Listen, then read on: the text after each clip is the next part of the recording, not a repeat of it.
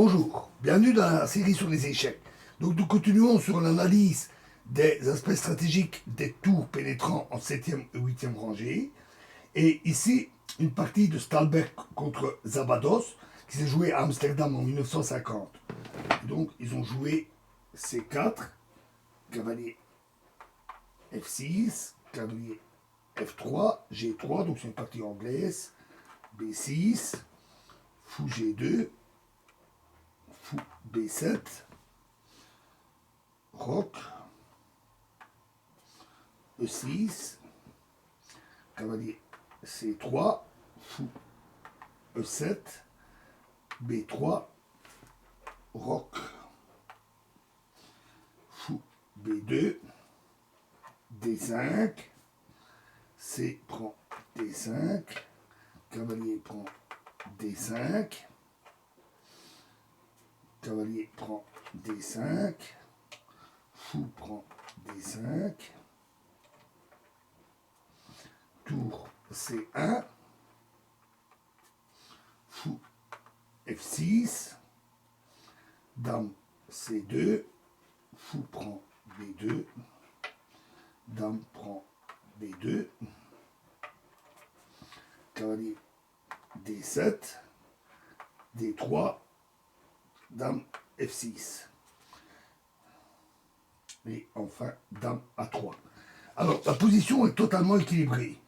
C'est le résultat d'une ouverture jouée correctement de part et d'autre. La seule possibilité blanche d'obtenir un jeu plus actif réside dans la préparation par B4 de l'ouverture de la colonne C, ce qui leur apporterait également la supériorité de pion au centre. Les noirs auraient dû en tenir compte et retourner maintenant ou au plus tard, dans deux coups, avec la dame en E7, puis jouer tour F en C8 pour combattre sur cette colonne. Tour F D8, cavalier D2, fou prend G2, roi prend G2, et cavalier E5. Et là, voilà, c'est là qu'ils auraient dû jouer dame E7.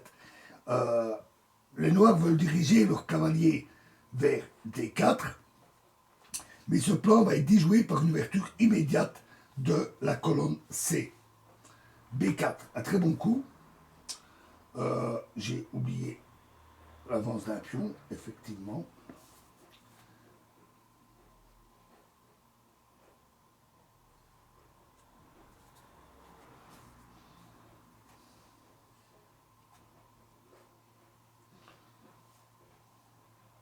Ouais, j'ai oublié l'avance d'un pion. Donc B4. Alors maintenant, pas cavalier D7, parce que cavalier E4. Donc C prend B4 et forcé. Dame prend B4. Tour D, C8. Encore une erreur. Ce coup est apparemment logique. Les noirs veulent garder le pion A7 couvert pour le cas où les blancs joueraient dame A3 ou bien dame A4. Mais cela procure aux blancs la domination définitive de la colonne ouverte. Correct aurait été la tour A en C8. Et après dame A3, cavalier C6. Et les blancs n'ont alors qu'une supériorité positionnelle minime. Dame E4.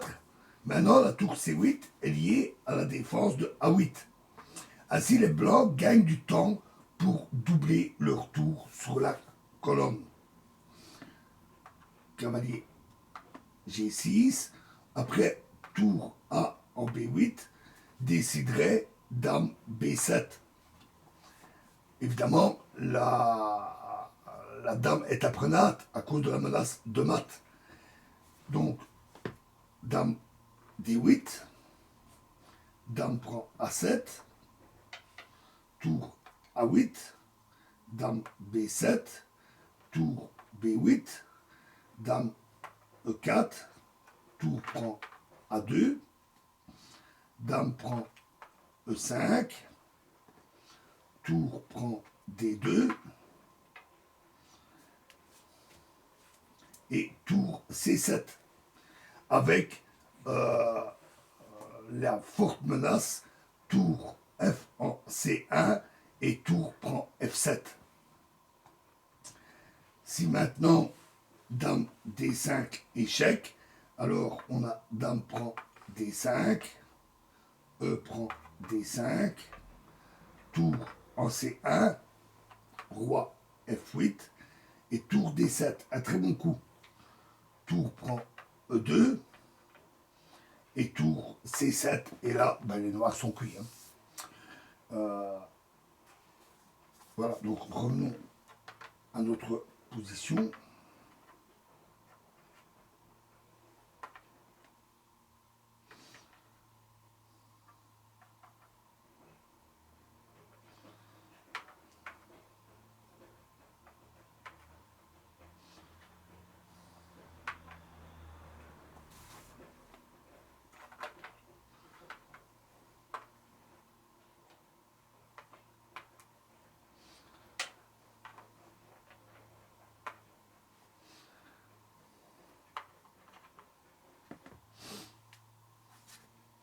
Donc après B4, C prend D4, dame prend D4, tour C8, dame E4, cavalier G6,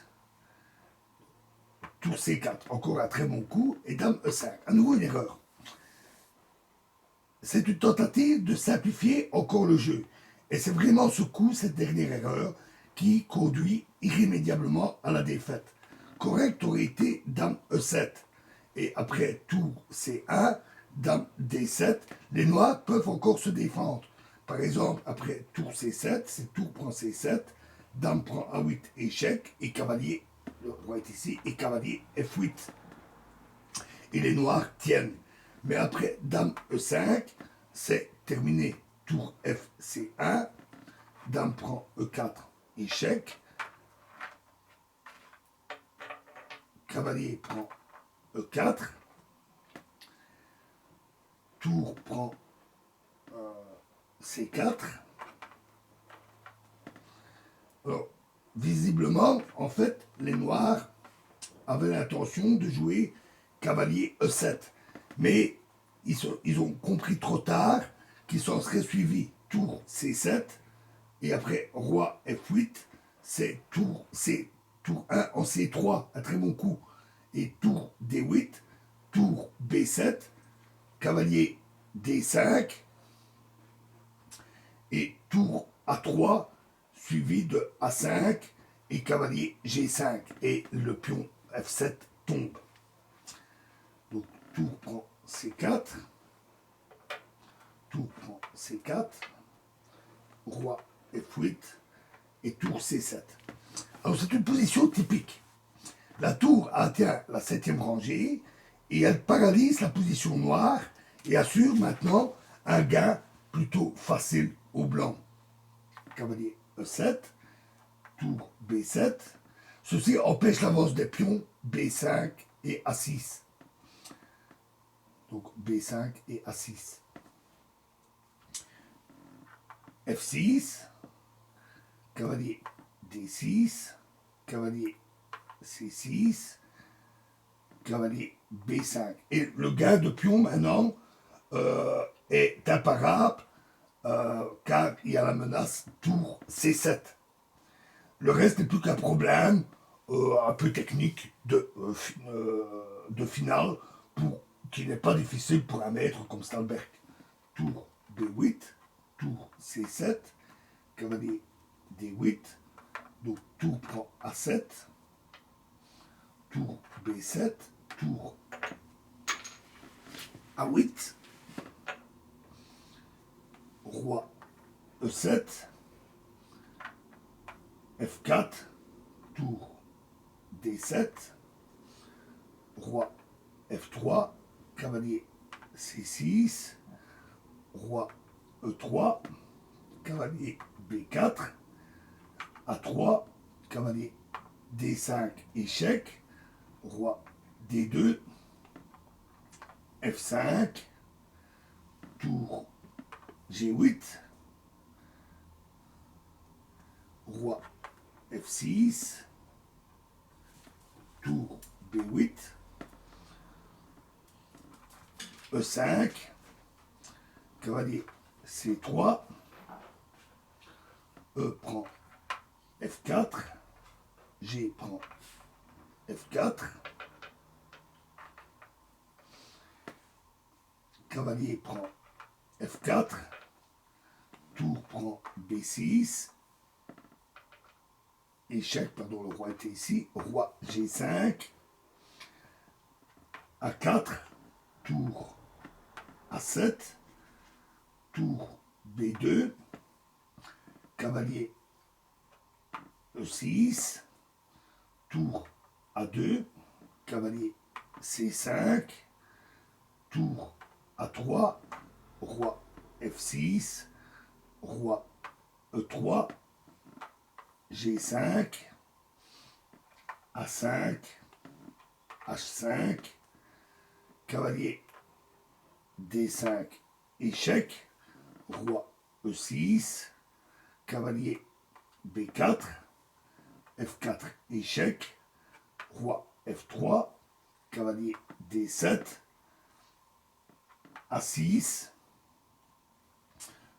roi F5, tour A5, échec, roi F6, cavalier C6, tour C7, A7, là on sort brûlé, cavalier B6, cavalier B4, tour C8, tour A6, roi F5, tour prend B6, G4, échec, roi F2, H4, petite tentative de passer à l'aile roi, tour B5, échec, roi G6, et tour B8, et voilà, c'est terminé, et les noirs ont abandonné. Alors, on a vu dans cette partie plusieurs manœuvres et des combinaisons tactiques qui sont liées à la domination et l'exploitation des 7e ou 8e rangées. Mais nous avons déjà vu ces mécanismes tactiques en détail, et donc il doit y avoir combinaison entre les objectifs stratégiques et tous ces motifs tactiques. Nous verrons un autre exemple dans la prochaine vidéo. Je vous remercie.